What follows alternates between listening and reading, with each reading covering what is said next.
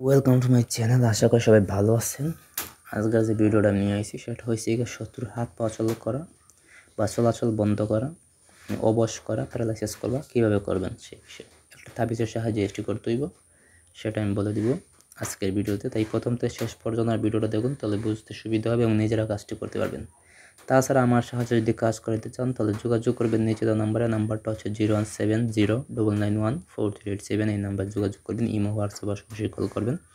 আমি শতভাগ গ্যারান্টি সহকারে সেই কাজটি করে দেব। কাজের কথা, সেই কাজটা কীভাবে করবেন, স্ক্রিনে যে নকশা দেখতে আসেন নকশার সাহায্যে কাজটি করবেন।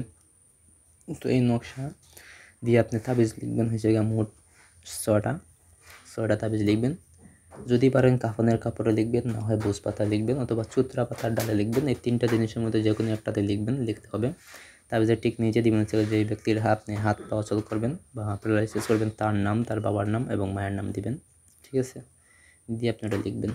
লেখা হয়ে গেলে আপনি করবেন কি, এটা লিখবেন যে কোনো শনি, মঙ্গল, বৃহস্পতি এই 3 দিনের ভিতরে যে কোনো একদিন, অথবা অমাবস্যা বা পূর্ণিমার চাঁদের দিন লিখবেন, চাঁদের রাতের দিন লিখবেন হচ্ছে গিয়ে আপনি যে কোনো নদীর ধারে, বট গাছের নিচে, অথবা আপনার বাসার একটা বদ্ধ ঘরে, যে ঘরে কেউ থাকে না, স্টোর রুম বলে বা জিনিসপত্র রাখার রুম, ওই রুমে আপনি বসে লিখবেন একাধারে, পাক পবিত্র হয় লেখা। আপনি পাক পবিত্র বলতে একদম উলঙ্গই থাকবেন, শুধু লজ্জাস্থান করে থাকবে, ওখানে বসে আপনি এটা লিখবেন সেখানে জাফরান, মেশক, দুধ গাছের রস, গরুচানা, পেঁচার চোখ, কাকের চোখ, পেঁচার রক্ত, কাকের রক্ত সব একসাথে মিশাইবেন। মিশিয়ে কালি তৈরি করে ওই কালি দিয়ে লিখবেন।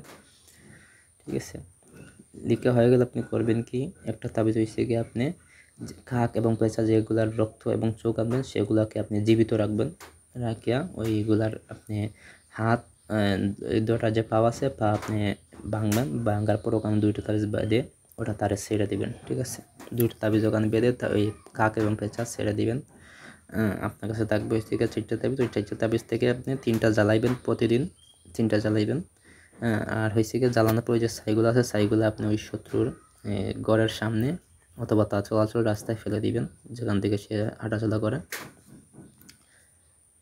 একটা তাবিজ হয়েছে গিয়ে আপনি করবেন কি, ওইটা নদীর ধারে অথবা হচ্ছে যে কোনো বিল্ডিংয়ে আপনি 2টা পাথর দিয়ে চাপা দিয়ে রেখে দিবেন। তাহলে দেখবেন যে আপনার শত্রুর হাত পা অচল হয়ে গেছে, প্যারালাইসিস হয়ে গেছে। যদি আপনার এরকম কোনো শত্রু থেকে থাকে তাহলে তার জন্য কাজটি আপনি করবেন, করে দেখবেন কাজের ফলাফল অবশ্যই পাইবেন এবং আমাদের কাছ থেকে অনুমতি নেবেন, নিয়ে তারপর কাজ করবেন। আজকের ভিডিও। ধন্যবাদ সবাইকে, ভালো থাকুন, সুস্থ থাকুন।